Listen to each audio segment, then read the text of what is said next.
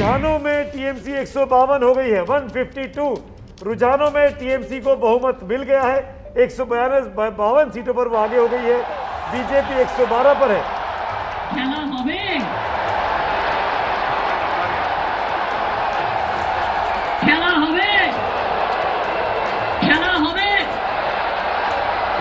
पंकज जी बताएंगे कौन सा शॉट था ये?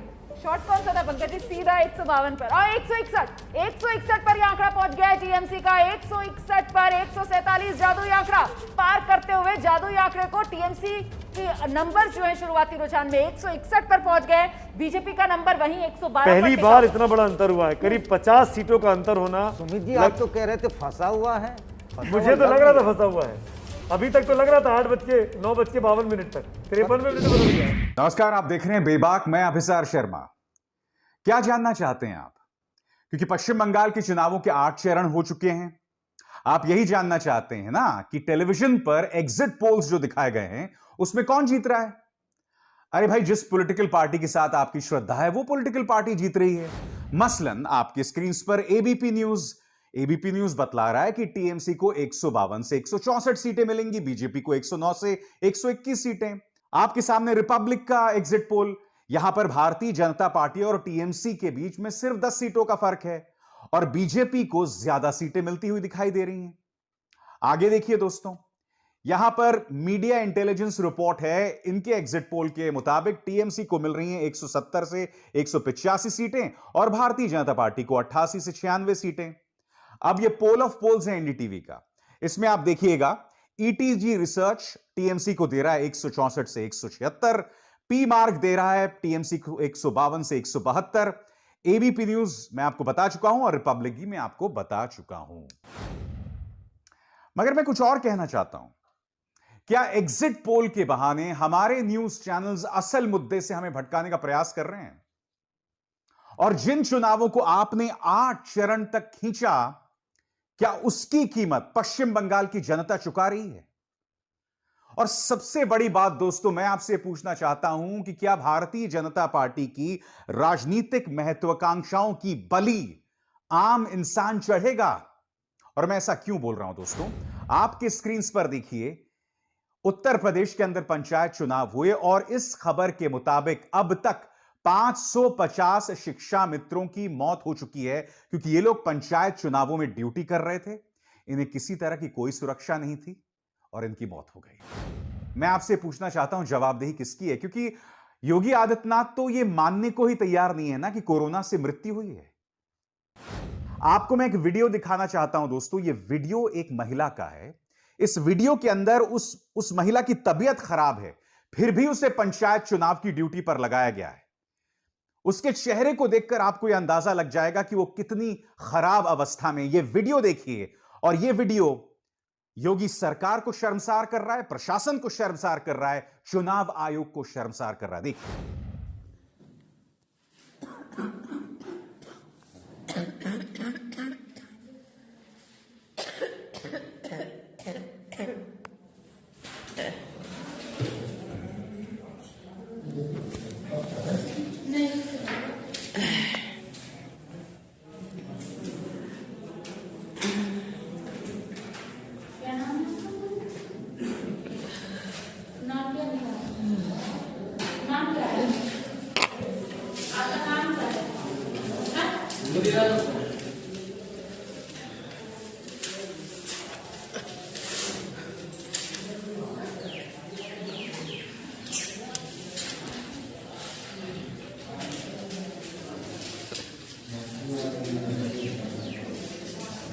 दोस्तों, इलाहाबाद हाईकोर्ट ने योगी सरकार को फटकारा है और जवाब तलब किया है कि 135 लोग क्यों मारे गए हैं। हालांकि सरकार जो है एक भी मौत को मानने को तैयार नहीं है।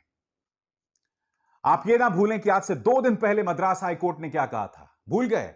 मद्रास हाईकोर्ट ने चुनाव आयोग को कहा था कि क्यों ना आप पर हत्या का मामला दर्ज किया जाए। आजाद भारत के इतिहास में चुनाव आयोग के बारे में क्या कभी आपने ऐसे शब्द सुने हैं? मगर 8 चरण तक इन चुनाव को खींचा गया, क्यों? ताकि भारतीय जनता पार्टी जो है बेहतर प्रदर्शन कर सके और उसी का नतीजा आप देख रहे हैं। रिपब्लिक बता रहा है कि भारतीय जनता पार्टी को बढ़त है। फिर वो एक और पता नहीं कौन सा एक संस्था है जिसका संपादक को बहुत बुरी तरह से लतियाया गया था मुंबई में, याद है, थप्पड़ मारा गया था, जो बंदर की तरह उछलता रहता है। उसकी संस्था तो 162 से 184 सीट्स दे रहा है बीजेपी को। मगर मैं आपसे पूछना चाहता हूं कि क्या एग्जिट पोल्स कोरोना के मुद्दे पर हावी हो सकते हैं? बताइए। आज मैंने कांग्रेस के प्रवक्ता पवन खेरा को एक न्यूज चैनल पर रोते हुए देखा। वो कह रहे थे कि आप लोग एग्जिट पोल्स पर डिबेट कर रहे हैं, मगर मेरी नजर तो उन लोगों पर है जो मारे जा रहे हैं। मैं आपको एक तस्वीर दिखा चुका हूं, और सबसे दुख की बात यह है कि यह सरकार मानने को ही नहीं राजी है दोस्तों कि एक समस्या भी सामने है। योगी सरकार ने कहा कि हालात बेहतर हो रहे हैं, ऑक्सीजन हर जगह मिल रही है, और जिस अस्पताल ने गलत जानकारी दी हम उन पर एक्शन लेंगे। आम जनता पर एफआईआर दर्ज की जा रही है। मैं आपको सुनाना चाहता हूं इस लड़की की आवाज। यह कहती है कि मैं करीब 5 लाख रुपए खर्च चुकी हूं, मेरे पिता अभी भी ऊपर अस्पताल में। सुनिए इसकी आवाज, और यह सीधी चुनौती दे रही है मुख्यमंत्री योगी आदित्यनाथ को। सुनिए दोस्तों। 4,70,000 रुपए जमा कर चुकी हूँ, और इन लोग को पता भी नहीं है कि मेरे पापा का कौन सा टेस्ट हुआ है, कौन सा नहीं हुआ है। यहाँ पे आज सुबह से 2 बार ऑक्सीजन पूरा खत्म हो चुका है। ऊपर लोग हैं जिनका ऑक्सीजन सिंगल डिजिट में, मेरे पापा का ऑक्सीजन 6 पे था। यहाँ पे वो हैंड वाले पंप यूज कर रहे हैं, एक दिन का 40,000 लेकर। तो प्लीज टेल पीपल कि जो योगी आदित्यनाथ जो इन लोगों ने बोला था ना कि जो बोल रहा है कि ऑक्सीजन कम है, उन लोग के खिलाफ कार्रवाई होगी। मैं यहाँ खड़ी हूँ, करके दिखाओ। मेरे पापा ऊपर हैं, तुम अपने घर में आराम से बैठे हो, आगे दिखाओ। अभी हिम्मत हो यहाँ पे अपना मुंह लेके आओ। आज अजब बेबसी है इस देश की जनता में। आज मैंने स्वास्थ्य मंत्री हर्षवर्धन को सुना। मतलब एक तो मैं समझ नहीं पाता हूं, भारतीय जनता पार्टी के नेताओं की बोली में वैज्ञानिक सोच क्यों नहीं है। मतलब कहते हैं कोरोना भेष बदल कर आता है। अरे इस तरह के नाटकीय अंदाज में कौन बात करता है भाई? सुनिए क्या कह रहे हैं हर्षवर्धन जी, फिर मैं आगे चर्चा करता हूं। वायरस किस प्रकार का बहुरूपिया है, कैसे अपने भेष बदलता है, कैसे भेष बदल बदल कर हमारे सामने आता है। ये वो हर्षवर्धन है दोस्तों जो आज भी मानने को तैयार नहीं है कि ऑक्सीजन की कमी है। वो कह रहे हैं कोई कमी नहीं है।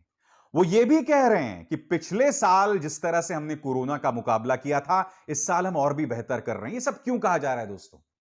ये सब इसलिए कहा जा रहा है क्योंकि इन्हें लगता है जब इतिहास लिखा जाएगा तो ये जो काल था जिसमें रोज 3-3 हजार लोग कोरोना की वजह से मारे जा रहे थे, ये पूरी तरह से इस पर लीपापोती कर दी जाएगी।